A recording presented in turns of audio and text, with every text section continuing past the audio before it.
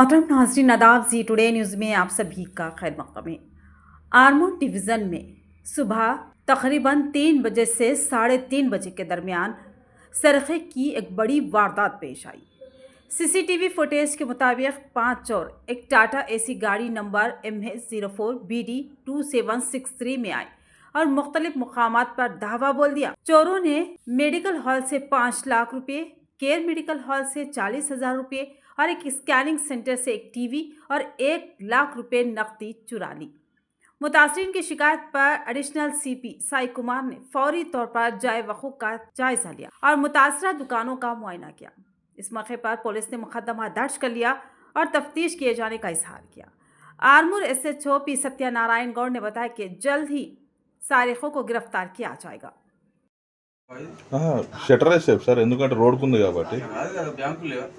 బ్యాంకులు అంటే event collection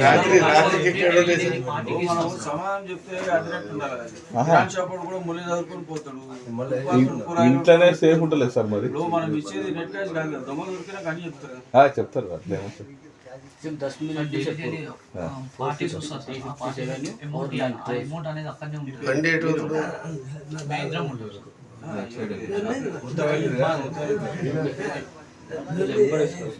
दावत होगा आज का दावत होगा.